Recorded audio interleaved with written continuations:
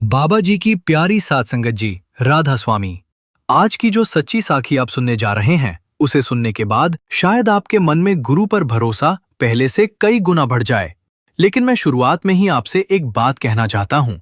आज की कहानी सिर्फ दो दोस्तों की नहीं है। ये उस इंसान की कहानी है जिसने पूरी जिंदगी अपनी किस्मत को कोसा, गुरु को ठुकराया, लेकिन जब मालिक की मौज हुई तो उसी इंसान की जिंदगी ऐसी बदली कि देखने वाले देखते रह गए।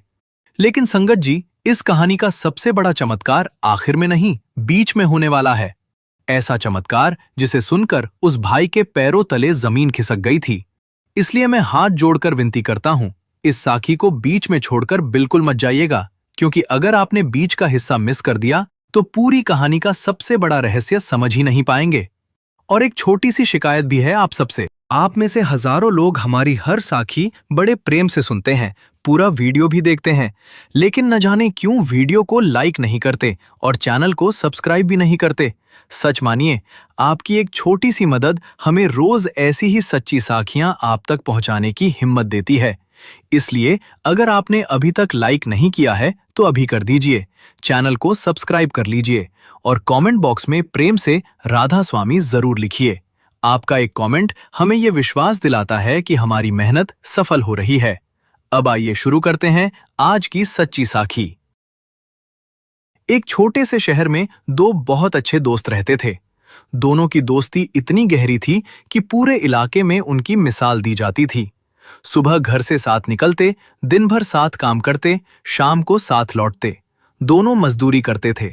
कभी किसी निर्माणाधीन बिल्डिंग में काम मिल जाता तो कभी कहीं ईंट उठाने का काम, कभी सीमेंट ढोने का।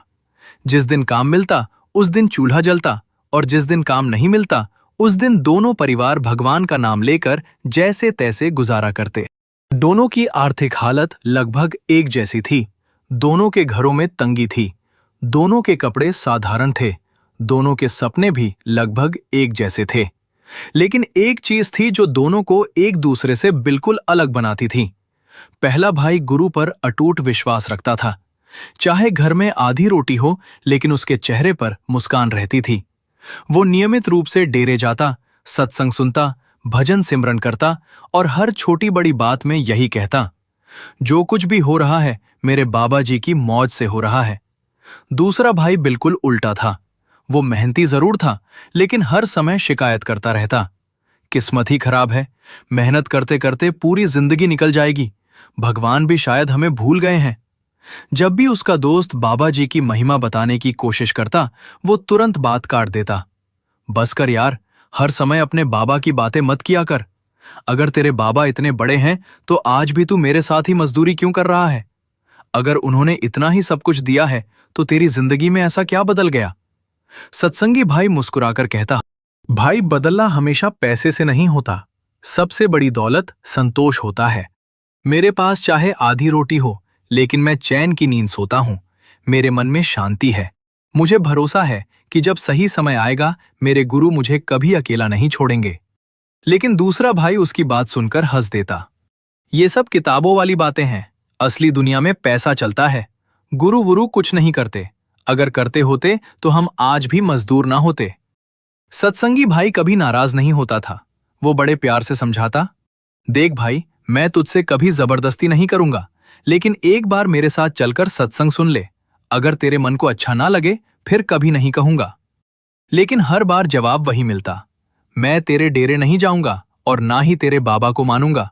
तू अपनी श्रद्धा अपने पास रख। धीरे धीरे ये बहस दोनों के बीच रोज होने लगी, फिर भी उनकी दोस्ती बनी रही। एक दिन दोनों एक नई बिल्डिंग के निर्माण स्थल पर काम करने पहुंचे। सुबह से ही दोनों के बीच फिर वही बहस शुरू हो गई। इस बार बात इतनी बढ़ गई कि दोनों ने तय कर लिया कि आज के बाद काम तो साथ करेंगे, लेकिन एक दूसरे से बात नहीं करेंगे। पूरा दिन बिना बोले निकल गया। शाम को जब मजदूरी खत्म हुई तब सत्संगी भाई को अपनी गलती महसूस हुई। वो खुद अपने दोस्त के पास गया और बोला, भाई मुझे माफ कर दे, मेरे गुरु ने कभी नहीं सिखाया कि किसी पर अपनी बात थोपी जाए। अगर तेरा मन नहीं मानता तो मैं आज के बाद तुझे कभी नहीं कहूंगा कि तू डेरे चल, लेकिन मैं हमारी दोस्ती नहीं टूटने दूंगा। दूसरा भाई कुछ देर तक उसे देखता रहा, फिर बोला, ठीक है, दोस्ती अपनी जगह है, लेकिन एक बात याद रखना, मैं किसी बाबा को नहीं मानने वाला। दोनों फिर पहले की तरह साथ काम करने लगे। लेकिन संगत जी, उन्हें क्या पता था कि ऊपर बैठा मालिक उनकी इस बातचीत को भी सुन रहा था। जिस इंसान ने अपने मुंह से कहा था कि मैं कभी किसी बाबा को नहीं मानूंगा, उसी इंसान के लिए मालिक ने ऐसी लीला रच दी थी जिसकी उसने कल्पना तक नहीं की थी। और ये लीला शुरू होने वाली थी एक ऐसे सपने से जो लगातार 3 रात तक आने वाला था। उस सपने में कौन था, वो उस भाई से क्या कह रहा था, और क्यों उस सपने ने उसकी पूरी जिंदगी बदल दी, यही जानेंगे अगले भाग में। लेकिन उससे पहले, अगर आप भी मानते हैं कि गुरु की कृपा इंसान की तकदीर बदल सकती है, तो अभी कमेंट में राधा स्वामी जरूर लिखिए। वीडियो को लाइक कीजिए, और अगर अभी तक चैनल को सब्सक्राइब नहीं किया है तो अभी कर लीजिए, क्योंकि आगे जो होने वाला है वो इस कहानी का सबसे बड़ा मोड़ है। राधा स्वामी, जिस भाई ने पूरी जिंदगी यही कहा था कि मैं किसी बाबा को नहीं मानूंगा, उसे बिल्कुल भी अंदाजा नहीं था कि मालिक ने उसके लिए कैसी अद्भुत लीला रच रखी है। अगले ही दिन दोनों दोस्त फिर अपनी मजदूरी पर चले गए। दिन भर काम किया, शाम को घर लौट आए। सब कुछ बिल्कुल सामान्य था। लेकिन उस रात कुछ ऐसा हुआ जिसने उस भाई के मन की नींद ही उड़ा दी। आधी रात का समय था। वो गहरी नींद में सो रहा था कि अचानक उसे एक सपना दिखाई दिया। उसने देखा कि दूर से सफेद वस्त्र पहने एक तेजस्वी महापुरुष उसकी ओर चले आ रहे हैं। उनके चेहरे पर ऐसी दिव्य मुस्कान थी जिसे देखकर मन अपने आप शांत होने लगे। सिर पर हल्के क्रीम रंग की पगड़ी, चेहरे पर अद्भुत तेज और आंखों में अपार करुणा। वो भाई उन्हें पहचान नहीं पा रहा था। जैसे जैसे वे उसके पास आए, उन्होंने केवल एक ही वाक्य कहा, अभी तू नहीं आ रहा, लेकिन एक दिन जरूर आएगा। मैं तेरा इंतजार कर रहा हूं। बस इतना कहकर वे अदृश्य हो गए। वो भाई अचानक घबराकर उठ बैठा। उसके पूरे शरीर पर पसीना था। उसने चारों तरफ देखा। घर में सब लोग सो रहे थे। वो सोचने लगा, ये कौन थे? मैंने तो इन्हें पहले कभी नहीं देखा। उसने बात को सपना समझकर भुलाने की कोशिश की। लेकिन संगत जी, जब मालिक बुलाता है तो बात एक रात पर खत्म नहीं होती। दूसरी रात फिर वही सपना, वही महापुरुष, वही मुस्कान, और इस बार भी वही शब्द, अभी नहीं, लेकिन तू आएगा जरूर। मैं तेरा इंतजार कर रहा हूं। अब तो उसके मन में डर बैठ गया। सुबह उठा तो पूरा दिन बेचैन रहा। मजदूरी करते समय भी उसका मन काम में नहीं लग रहा था।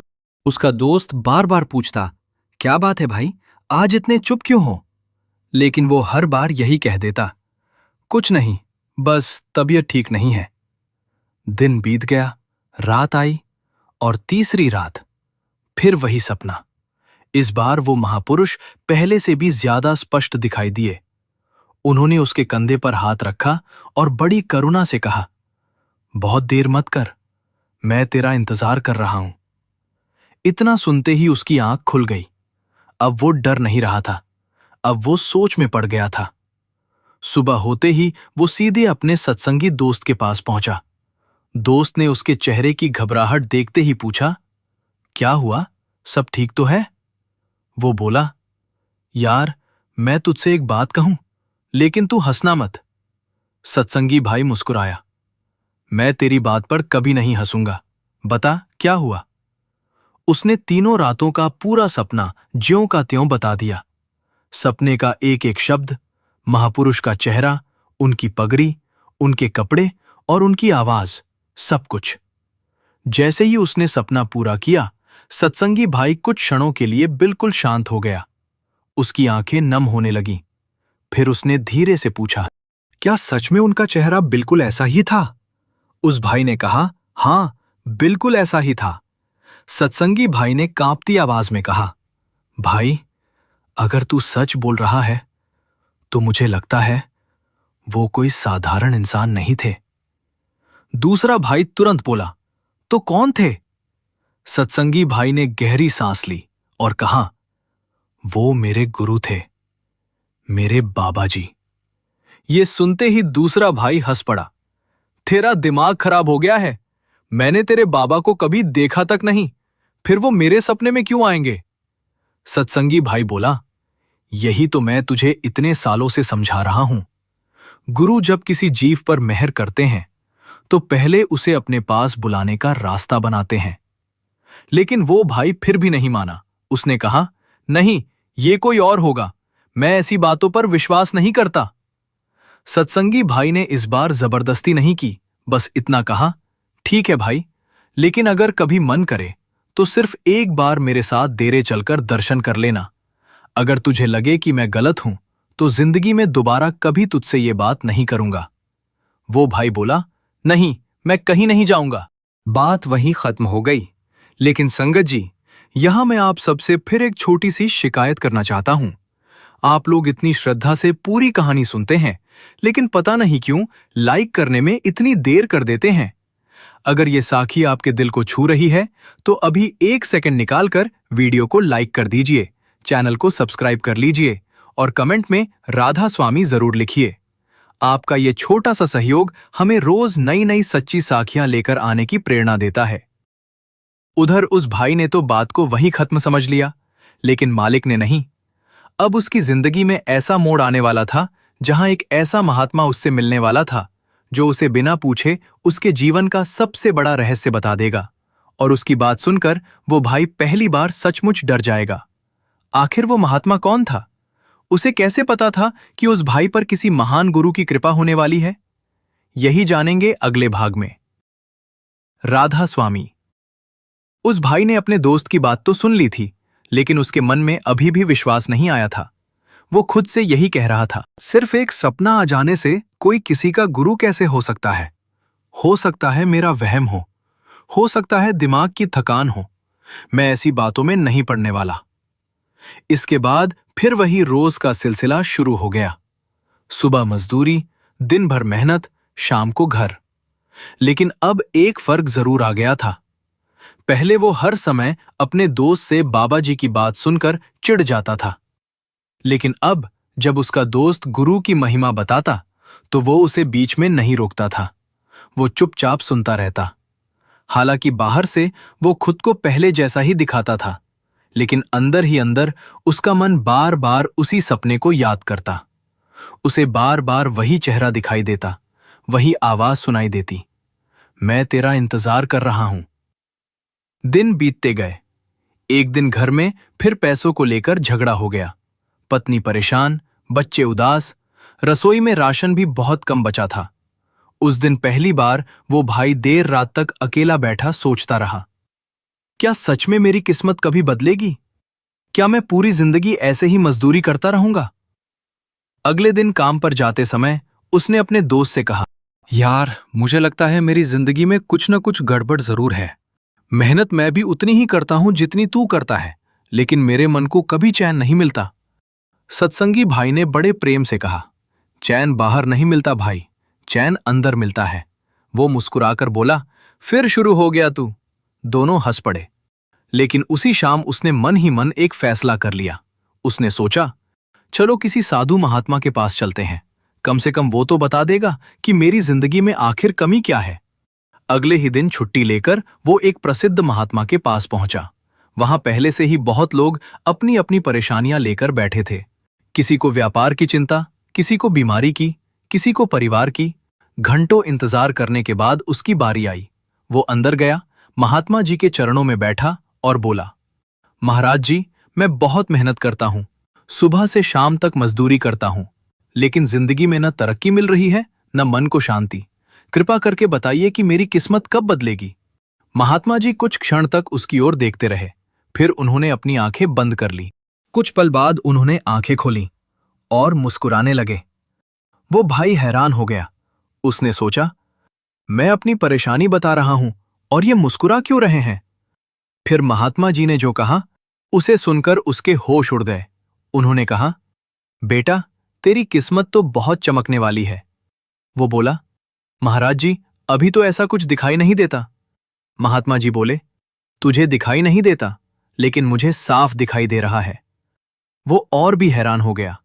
महात्मा जी ने आगे कहा, तेरे ऊपर किसी बहुत बड़े संत की कृपा है, ऐसा संत जिसके आगे मेरे जैसे लोग भी कुछ नहीं है। ये सुनते ही वो भाई तुरंत बोल पड़ा, नहीं महाराज जी, आपसे जरूर कोई गलती हो रही है, मैं तो किसी गुरु को मानता ही नहीं। महात्मा जी ने मुस्कुराकर फिर कहा, नहीं बेटा, ये बात गलत है। तेरे जीवन में किसी महान सद्गुरु की छाया है, वही तुझे संभाल रहे हैं। वो भाई अब लगभग झुंझला गया। महाराज जी, मैं सच कह रहा हूं, मैं आज तक किसी गुरु के पास गया ही नहीं। महात्मा जी ने इस बार बहुत गंभीर होकर कहा, आज नहीं गया, इसका मतलब ये नहीं कि उनका हाथ तेरे सिर पर नहीं है। समय आने पर सब समझ जाएगा। इतना कहकर उन्होंने बात समाप्त कर दी। वो भाई बाहर निकल आया। पूरे रास्ते उसके मन में सिर्फ एक ही बात घूमती रही, ये कैसे हो सकता है? पहले सपना, अब ये महात्मा, दोनों एक ही बात क्यों कह रहे हैं? शाम को जब वो अपने दोस्त के पास पहुंचा तो उसने पूरी घटना उसे बता दी। सत्संगी भाई मुस्कुराया, लेकिन इस बार उसकी मुस्कान में विश्वास साफ दिखाई दे रहा था। वो बोला, देखा भाई, मैं तुझसे कब से कह रहा हूं, गुरु जब किसी जीव को अपनाते हैं तो उसे अलग अलग तरीकों से संकेत देते हैं। वो भाई फिर भी बोला, नहीं, अभी भी मुझे यकीन नहीं है। सत्संगी भाई ने कहा, ठीक है, मैं तुझसे अब कुछ नहीं कहूंगा, लेकिन जिस दिन मालिक चाहेगा उसी दिन तू खुद चलकर उनके दरबार में जाएगा। संगत जी, एक बात फिर दिल से कहना चाहता हूं, हम रोज घंटों बैठकर ऐसी सच्ची साखियों को आपके लिए तैयार करते हैं। आप पूरा वीडियो देखते हैं, लेकिन बहुत से लोग बिना लाइक किए ही आगे बढ़ जाते हैं। अगर आपको हमारी मेहनत पसंद आ रही है तो अभी वीडियो को लाइक कर दीजिए, चैनल को सब्सक्राइब कर लीजिए और कमेंट में राधा स्वामी अवश्य लिखिए। आपका ये छोटा सा सहयोग हमें और भी सच्ची साखियां लेकर आने की प्रेरणा देता है। उधर उस भाई ने अभी भी अपने मन का दरवाजा पूरी तरह नहीं खोला था, लेकिन मालिक की योजना अब अंतिम पड़ाव की ओर बढ़ रही थी। अब ऐसा होने वाला था जिसकी उसने कभी कल्पना भी नहीं की थी। एक दिन उसका वही सत्संगी दोस्त उससे कहेगा, भाई, मैं कल 4 दिन के लिए डेरे जा रहा हूं। और उसी एक वाक्य के बाद उसकी जिंदगी ऐसा मोड़ लेगी कि पहली बार उसके कदम खुद ब खुद डेरे की ओर बढ़ जाएंगे। लेकिन डेरे पहुंचकर जैसे ही उसकी नजर स्टेज पर पड़ेगी, वो जोर जोर से रोने लगेगा। आखिर उसने ऐसा क्या देखा था? यही जानेंगे अगले भाग में। राधा स्वामी। सत्संगी भाई की बात सुनकर वो मजदूर भाई मुस्कुराया जरूर, लेकिन उसके मन में अभी भी विश्वास पूरी तरह नहीं आया था। उसने साफ शब्दों में कहा, देख भाई, मैं तेरी इज्जत करता हूं क्योंकि तू मेरा सबसे अच्छा दोस्त है, लेकिन इसका मतलब ये नहीं कि मैं तेरे बाबा को मान लूं। मैं किसी के पीछे आंख बंद करके चलने वालों में से नहीं हूं। सत्संगी भाई ने भी इस बार बहस नहीं की। वो मुस्कुराकर बोला, ठीक है मेरे भाई, गुरु के दरबार में किसी को जबरदस्ती नहीं लाया जाता। जब बुलावा आएगा तब तू खुद चल पड़ेगा। समय अपनी रफ्तार से चलता रहा। दोनों फिर रोज की तरह मजदूरी करने लगे। सुबह अंधेरा रहते घर से निकलना, दिन भर धूप में मेहनत करना, शाम को थके हुए वापस लौटना। जिंदगी फिर उसी पुराने ढर्रे पर चल रही थी। लेकिन संगत जी, जिसे हम संयोग समझते हैं, कई बार वही मालिक की सबसे बड़ी योजना होती है। एक दिन काम करते करते सत्संगी भाई ने अपने दोस्त से कहा, भाई, कल से मैं 3-4 दिन काम पर नहीं आऊंगा। वो तुरंत बोला, क्यों, तबीयत खराब है क्या? सत्संगी भाई मुस्कुराया, नहीं, मैं डेरे जा रहा हूं, सेवा भी है और सत्संग भी है। इतना सुनते ही दूसरा भाई फिर हंस पड़ा, तू भी कमाल करता है, यहां मजदूरी छोड़कर चला जाएगा, घर कैसे चलेगा? 4 दिन की दिहाड़ी का नुकसान होगा, उसका क्या? सत्संगी भाई ने बड़े विश्वास से कहा, जिसने आज तक रोटी दी है वही 4 दिन बाद भी देगा। मेरे गुरु के घर जाने से कभी नुकसान नहीं होता। वो भाई सिर हिलाकर बोला, तुझे तो कोई समझा ही नहीं सकता। दिन भर काम होता रहा। शाम ढलने लगी। दोनों अपने औजार समेट रहे थे। अचानक न जाने उस भाई के मन में क्या आया। उसने अपने दोस्त को आवाज दी, सुन। सत्संगी भाई पलटा, क्या हुआ? वो कुछ पल चुप रहा, फिर बोला, अगर मैं भी तेरे साथ चलूं तो कोई दिक्कत तो नहीं है? सत्संगी भाई के चेहरे पर मुस्कान फैल गई, लेकिन उसने अपनी खुशी छिपाते हुए कहा, दिक्कत कैसी? वहां तो हर आने वाले का स्वागत होता है। वो भाई बोला, देख, मैं तेरे बाबा को मानने नहीं जा रहा, बस देखना चाहता हूं कि आखिर ऐसी कौन सी बात है जिसके लिए तू सालों से इतना दीवाना बना हुआ है। सत्संगी भाई ने केवल इतना कहा, बस एक बार चल, बाकी फैसला तू खुद करना। अगली सुबह दोनों बहुत जल्दी निकल पड़े। लंबा सफर तय करने के बाद जब वे डेरे के मुख्य द्वार के पास पहुंचे तो वो भाई कुछ क्षणों के लिए वहीं रुक गया। उसने इतनी बड़ी संगत पहले कभी नहीं देखी थी। चारों तरफ अनुशासन, हजारों लोग, हर चेहरे पर शांति, कहीं कोई शोर नहीं, कहीं कोई धक्का मुक्की नहीं, हर कोई अपने काम में लगा हुआ। उसने धीरे से अपने दोस्त से पूछा, इतने लोग? दोस्त मुस्कुराया, हाँ भाई, ये सब अपने गुरु के प्रेम में आए हैं। वे धीरे धीरे अंदर बढ़ने लगे। जिधर नजर जाती सेवा ही सेवा दिखाई देती। कोई सफाई कर रहा था, कोई पानी पिला रहा था, कोई जूते संभाल रहा था, लेकिन किसी के चेहरे पर थकान नहीं थी। सबके चेहरे पर एक अलग ही सुकून था। वो भाई मन ही मन सोचने लगा, ये कैसी जगह है? यहां तो कोई किसी से ऊंची आवाज में भी बात नहीं कर रहा। थोड़ी देर बाद दोनों सत्संग पंडाल में जाकर बैठ गए। सामने विशाल स्टेज था। संगत धीरे धीरे बढ़ती जा रही थी।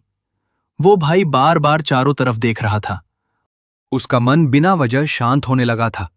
उसे खुद समझ नहीं आ रहा था कि ऐसा क्यों हो रहा है। कुछ देर बाद पूरे पंडाल में एकदम सन्नाटा छा गया।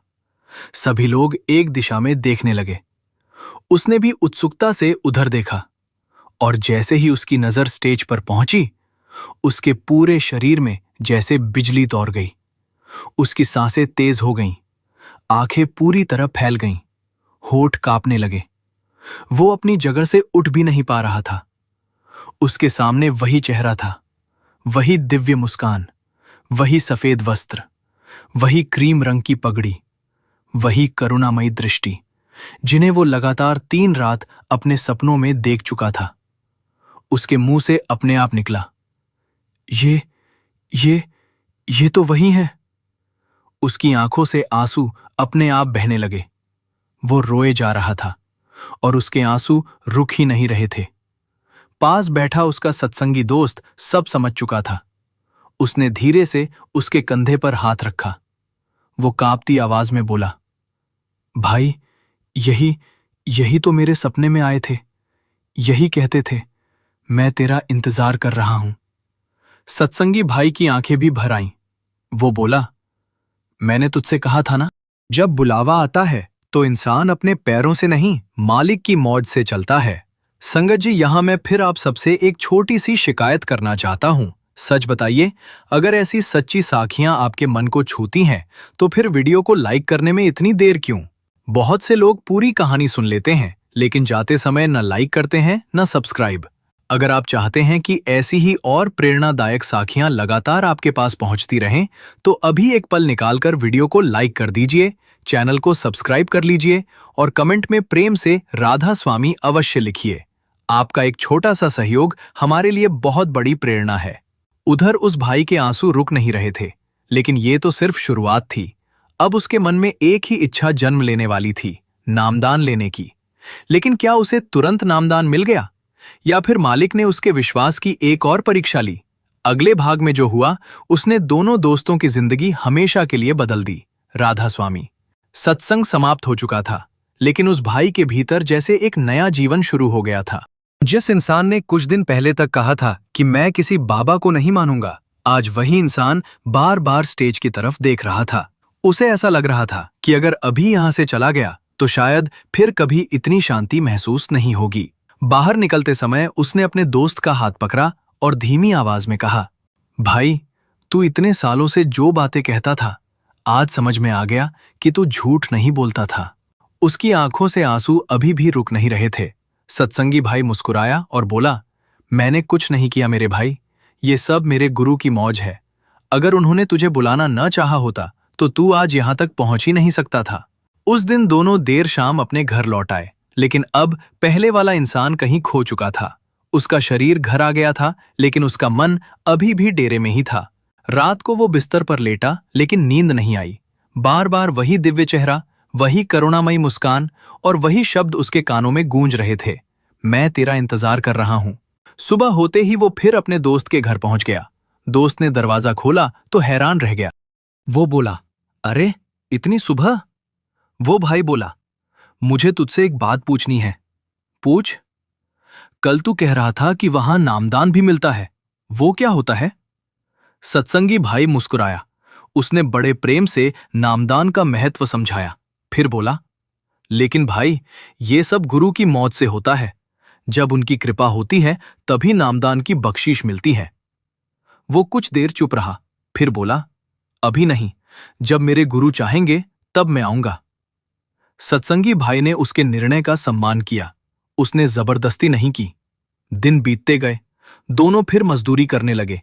लेकिन अब एक बहुत बड़ा अंतर आ चुका था। पहले रास्ते भर वो दुनिया की शिकायत करता था, अब रास्ते भर अपने दोस्त से गुरु की बातें पूछता। पहले हर बात में नकारात्मकता थी, अब हर बात में जिज्ञासा थी। पहले चेहरे पर तनाव रहता था, अब हल्की सी मुस्कान रहने लगी थी। घर वाले भी हैरान थे। पत्नी ने एक दिन पूछा, आजकल तुम इतने शांत कैसे रहो? आकर बोला, पता नहीं, लेकिन लगता है जैसे मन को कोई सहारा मिल गया है। कुछ महीने ऐसे ही बीत गए। एक रात उसे फिर वही सपना आया। इस बार वही दिव्य स्वर पहले से भी अधिक स्पष्ट था, अब देर मत कर, आ जा। सुबह उठते ही उसने कोई देर नहीं की, सीधे अपने दोस्त के पास पहुंचा। बोला, चल आज मुझे डेरे लेकर चल। दोस्त ने उसकी आंखों में देखा। उसे समझ आ गया कि इस बार बुलावा सचमुच आ चुका है। दोनों उसी दिन डेरे पहुंचे। नामदान की प्रक्रिया पूरी हुई और मालिक की दया से उस भाई को भी नामदान की बख्शीश मिल गई। जब वो बाहर निकला, उसके चेहरे पर जो संतोष था, उसे शब्दों में बयान करना मुश्किल था। उसने सबसे पहले अपने दोस्त को गले लगा लिया। उसकी आंखों से आंसू बह रहे थे। वो बोला, अगर तू मुझे बार बार समझाने की कोशिश ना करता, अगर तू दोस्ती निभाकर मेरा साथ ना देता, तो शायद मैं आज भी अंधेरे में भटक रहा होता। सत्संगी भाई ने तुरंत कहा, नहीं मेरे भाई, मुझे धन्यवाद मत दे। जिस दिन मालिक किसी को अपनाने का फैसला कर लेते हैं, उस दिन वो किसी न किसी को माध्यम बना ही देते हैं। उस दिन के बाद दोनों की जिंदगी का एक नया अध्याय शुरू हुआ। अब दोनों साथ मजदूरी भी करते और साथ साथ भजन सिमरन भी। सुबह काम पर जाने से पहले गुरु का स्मरण, शाम को लौटकर भजन और छुट्टी वाले दिन सत्संग। धीरे धीरे उस भाई के स्वभाव में इतना बदलाव आ गया कि जो लोग पहले उसे हमेशा गुस्से में देखते थे, अब वही लोग कहते, लगता है इसके अंदर कोई बहुत बड़ा परिवर्तन आ गया है। संगत जी, यहां फिर एक बात दिल से कहना चाहता हूं। हम पूरे मन से ऐसी सच्ची साखियां आपके लिए लेकर आते हैं, लेकिन जब आंकड़े देखते हैं तो पता चलता है कि बहुत से लोग पूरी वीडियो देखते हैं, फिर भी बिना लाइक किए और बिना सब्सक्राइब किए चले जाते हैं। अगर आपको हमारी मेहनत और ये साखियां सचमुच पसंद आ रही हैं, तो अभी वीडियो को लाइक कर दीजिए, चैनल को सब्सक्राइब कर लीजिए और कमेंट में प्रेम से राधा स्वामी अवश्य लिखिए। आपका एक छोटा सा सहयोग हमें लगातार बेहतर साखियां बनाने की प्रेरणा देता है। उधर दोनों दोस्तों को अभी ये बिल्कुल भी पता नहीं था कि मालिक ने उनके लिए एक और बड़ी मेहर संभाल कर रखी है। जिस जगह वे साधारण मजदूर बनकर काम कर रहे थे, वहीं से उनकी किस्मत ऐसा मोड़ लेने वाली थी कि कुछ ही समय में लोग उन्हें मजदूर नहीं, ठेकेदार साहब कहकर बुलाने लगेंगे। लेकिन आखिर ऐसा क्या हुआ? कैसे एक साधारण मजदूर की जिंदगी अचानक बदल गई? यही जानेंगे अगले और सबसे रोमांचक भाग में। राधा स्वामी। दोनों दोस्तों की जिंदगी अब पहले जैसी नहीं रही थी। पहले जहां काम पर जाते समय दोनों के बीच किस्मत और गरीबी की बातें होती थीं, अब रास्ते भर गुरु की महिमा की बातें होती थीं। पहले एक भाई हर बात पर शिकायत करता था, अब वही भाई हर सुबह काम पर निकलने से पहले हाथ जोड़कर यही कहता, बाबा जी, आज भी हमारी लाज रखना। सत्संगी भाई मुस्कुराकर कहता, देखा मेरे भाई, जब मन बदल जाता है ना, तो दुनिया भी बदलती हुई दिखाई देने लगती है। वो जवाब देता, सच कहता था तू। पहले मेरे पास भी यही दुनिया थी, यही लोग थे, यही मजदूरी थी, लेकिन तब मेरे मन में सुकून नहीं था। आज वही जिंदगी है, लेकिन ऐसा लगता है जैसे सब कुछ बदल गया हो। दोनों पूरे मन से काम करते। जिस भी जगह मजदूरी मिलती, सबसे पहले पहुंचते, सबसे आखिर में लौटते। काम में कभी लापरवाही नहीं करते। अगर किसी नए मजदूर को कोई काम समझ नहीं आता, तो दोनों बिना गुस्सा किए उसे सिखाते। अगर किसी का सामान भारी होता, तो खुद उठाकर मदद कर देते। धीरे धीरे पूरी साइट पर उनकी ईमानदारी की चर्चा होने लगी। ठेकेदार भी उन पर आंख बंद करके भरोसा करने लगा। वो कई बार दूसरे मजदूरों से कहता, अगर मुझे किसी दिन साइट पर आने में देर हो जाए तो इन दोनों भाइयों से पूछ लेना, इन्हें हर काम की पूरी जानकारी है। दोनों ये सुनकर और भी विनम्र हो जाते, कभी घमंड नहीं किया। संगत जी, गुरु की सबसे बड़ी पहचान यही होती है कि वो इंसान को ऊंचा उठाने से पहले उसके भीतर विनम्रता भर देते हैं। कुछ महीनों बाद उसी बिल्डिंग का निरीक्षण करने के लिए बड़े अधिकारी और मालिक वहां पहुंचे। पूरा स्टाफ उनके साथ था। वे एक एक जगह जाकर काम देख रहे थे। जब भी किसी तकनीकी बात की जरूरत पड़ती, ठेकेदार से पहले लोग उन्हीं दोनों भाइयों की ओर देखने लगते। कोई पूछता, ये दीवार कितने दिनों में तैयार होगी? कोई पूछता, इस हिस्से का नक्शा किस हिसाब से चल रहा है? दोनों बड़े आत्मविश्वास से हर सवाल का जवाब देते। मालिक दूर खड़ा सब कुछ देख रहा था। उसने गौर किया, साइट पर दर्जनों मजदूर थे, लेकिन सबसे ज्यादा भरोसा इन्हीं दो लोगों पर किया जा रहा था। वो बिना कुछ बोले वहां से चला गया। अगले दिन फिर वही मालिक आया। इस बार उसने और भी ध्यान से दोनों को देखा। सुबह से शाम तक दोनों बिना रुके काम करते रहे। कभी किसी पर आवाज ऊंची नहीं की, कभी किसी से बहस नहीं की, हर आदमी से सम्मान से बात की। शाम को मालिक ने ठेकेदार को अपने पास बुलाया। उसने पूछा, ये दोनों कौन हैं? ठेकेदार मुस्कुराया, सर, ये मेरे सबसे भरोसेमंद आदमी हैं। मालिक ने कहा, भरोसेमंद तो मुझे भी लग रहे हैं। ठेकेदार बोला, सर, अगर मैं एक दिन साइट पर ना आऊं तो पूरा काम यही संभाल लेते हैं। मुझे इन पर अपने आप से भी ज्यादा भरोसा है। मालिक कुछ देर सोचता रहा, फिर बोला, अगर मैं तुमसे इन दोनों को मांग लूं तो? ठेकेदार एकदम चौंक गया। सर, ऐसा मत कहिए। मालिक मुस्कुराया, क्यों? क्योंकि ये दोनों चले गए तो मेरा आधा काम रुक जाएगा। मालिक ने हंसते हुए कहा, तुम्हें इनके बदले 4 नए मजदूर दे दूंगा। ठेकेदार फिर भी तैयार नहीं हुआ। उसने कहा, सर, मजदूर बहुत मिल जाएंगे, लेकिन ऐसे ईमानदार लोग नहीं मिलते। मालिक ने गंभीर होकर कहा, इसीलिए तो मैं इन्हें अपने पास रखना चाहता हूं। संगत जी, यहीं से मालिक की वह मेहर शुरू हुई जिसका वादा शायद बहुत पहले ही उनके गुरु ने कर दिया था। लेकिन उससे पहले दिल से एक छोटी सी शिकायत। आप लोग इतने प्रेम से पूरी कहानी सुन रहे हैं, इसके लिए आपका बहुत बहुत धन्यवाद। लेकिन सच बताइए, अगर ये साखी आपके दिल को छू रही है तो वीडियो को लाइक करने में इतनी देर क्यों? बहुत से लोग पूरी वीडियो देख लेते हैं लेकिन बिना लाइक किए और बिना सब्सक्राइब किए चले जाते हैं। अगर आप चाहते हैं कि ऐसी ही सच्ची और प्रेरणादायक साखियां लगातार आपके पास पहुंचती रहें, तो अभी वीडियो को लाइक कर दीजिए, चैनल को सब्सक्राइब कर लीजिए और कमेंट में प्रेम से राधा स्वामी अवश्य लिखिए। आपका एक छोटा सा सहयोग हमारे लिए बहुत बड़ी प्रेरणा बनता है। उधर अगले ही दिन दोनों दोस्तों को ऑफिस में बुलाया गया। वे घबरा गए। उन्हें लगा शायद उनसे कोई बड़ी गलती हो गई है। दोनों सिर झुकाए हुए मालिक के सामने जाकर खड़े हो गए। लेकिन अगले कुछ मिनटों में जो फैसला सुनाया गया, उसे सुनकर दोनों की आंखों से आंसू निकल पड़े। जिस इंसान ने कभी 2 वक्त की रोटी के लिए मजदूरी की थी, अब वही इंसान सैकड़ों मजदूरों का काम संभालने वाला बनने जा रहा था।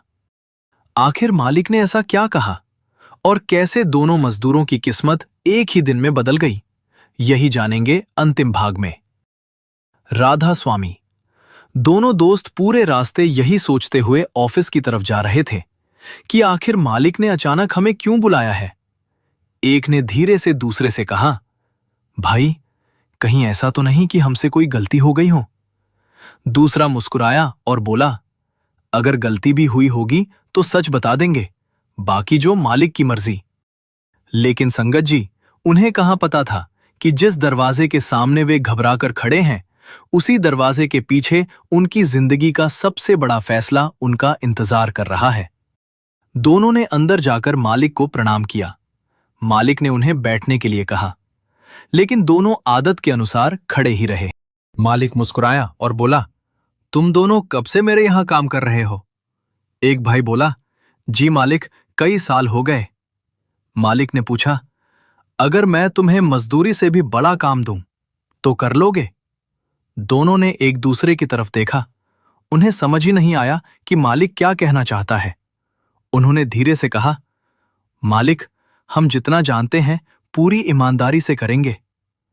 मालिक ने अपनी कुर्सी से उठते हुए कहा, यही बात मुझे सबसे अच्छी लगी। मैंने कई महीनों से तुम दोनों को देखा है। तुम्हारे हाथ में मेहनत है, दिमाग में समझ है, और सबसे बड़ी बात, तुम्हारे अंदर ईमानदारी है। आज के समय में हुनर वाले लोग मिल जाते हैं, लेकिन ईमानदार लोग बहुत मुश्किल से मिलते हैं। फिर मालिक ने अपने मैनेजर की तरफ देखा और कहा, आज से इन दोनों को हमारी नई साइट का सुपरवाइजर बनाया जाता है। ये सुनते ही दोनों दोस्तों को लगा जैसे उन्होंने कुछ गलत सुन लिया हो। एक भाई हकलाते हुए बोला, जी हम। मालिक मुस्कुराया, हाँ, तुम दोनों। आज तक तुमने दूसरों के कहने पर काम किया है, अब लोग तुम्हारे कहने पर काम करेंगे।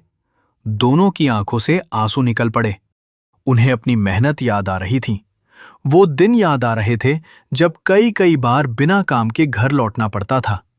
वो रातें याद आ रही थीं जब आधी रोटी खाकर सो जाते थे, और आज उन्हीं के हाथ में इतनी बड़ी जिम्मेदारी दी जा रही थी। दोनों ने हाथ जोड़कर मालिक का धन्यवाद किया, लेकिन जैसे ही वे बाहर निकले, पहले वाले भाई ने सबसे पहले आसमान की तरफ देखा। उसकी आंखों से आंसू बहने लगे। उसने धीरे से कहा, बाबा जी, आज समझ आया आपने मुझे सपने में क्यों कहा था, मैं तेरा इंतजार कर रहा हूं। उसका दोस्त भी भावुक हो गया। वो बोला, भाई देखा, गुरु देर जरूर करते हैं लेकिन अंधेर कभी नहीं करते। धीरे धीरे दोनों ने पूरी लगन से अपनी नई जिम्मेदारी निभानी शुरू कर दी। अब वे केवल मजदूर नहीं रहे थे, उनके नीचे कई मजदूर काम करते थे। लेकिन सबसे बड़ी बात, उनके व्यवहार में जरा भी घमंड नहीं आया। अगर कोई नया मजदूर गलती करता तो उसे डांटने के बजाय समझाते।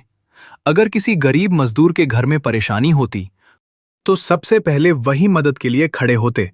साइट पर हर कोई कहता, इतने बड़े पद पर पहुंचने के बाद भी इनमें जरा सा भी अहंकार नहीं आया। और शायद यही गुरु की सबसे बड़ी पहचान होती है। वो इंसान को ऊंचा उठाते हैं, लेकिन उसके संस्कारों को जमीन से जुड़े रहने देते हैं। कुछ ही सालों में उनकी तरक्की और बढ़ती चली गई। एक साइट से दूसरी साइट, दूसरी से तीसरी, जिम्मेदारियां बढ़ती गईं, आमदनी बढ़ती गई, सम्मान बढ़ता गया। और देखते ही देखते जिन लोगों के घर कभी टपकते हुए छप्पर थे, आज उन्हीं के पक्के मकान बन गए। परिवार खुश रहने लगा। बच्चों की पढ़ाई अच्छे स्कूलों में होने लगी। घर में कभी राशन की चिंता नहीं रही। लेकिन सबसे बड़ी बात, दोनों दोस्तों की दिनचर्या आज भी वही थी। सुबह उठकर भजन सिमरन, फिर काम, और समय मिलते ही सत्संग।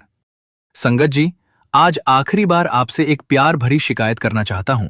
आप में से बहुत से लोग इस कहानी को शुरू से अंत तक सुनते हैं। अगर आप यहां तक पहुंच गए हैं तो इसका मतलब है कि आपको ये साखी सचमुच पसंद आई। फिर जाते जाते बिना लाइक किए और बिना चैनल सब्सक्राइब किए मत जाइए। आपका एक लाइक और एक सब्सक्राइब हमारे लिए केवल एक नंबर नहीं है, बल्कि ये विश्वास है कि हमें ऐसी और सच्ची साखियां आपके लिए लाते रहना चाहिए। और अगर इस कहानी ने आपके दिल को छुआ है तो कमेंट में प्रेम से राधा स्वामी अवश्य लिखिए।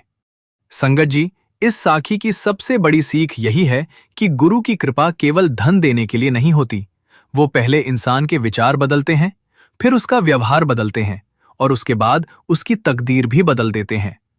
जिस भाई ने कभी कहा था, मैं किसी बाबा को नहीं मानूंगा, उसी भाई ने एक दिन हाथ जोड़कर अपने दोस्त से कहा, अगर उस दिन तू मेरा हाथ पकड़कर डेरे न ले जाता तो शायद मैं पूरी जिंदगी अंधेरे में ही भटकता रहता। उसका दोस्त मुस्कुराया और बोला, मैंने तेरा हाथ नहीं पकड़ा था मेरे भाई, तेरा हाथ तो बहुत पहले ही गुरु ने पकड़ लिया था। मैं तो सिर्फ एक माध्यम था। इसी विश्वास, इसी प्रेम और इसी सीख के साथ राधा स्वामी। संगत जी, आज की इस पूरी सच्ची साखी से हमें एक बहुत बड़ी सीख मिलती है।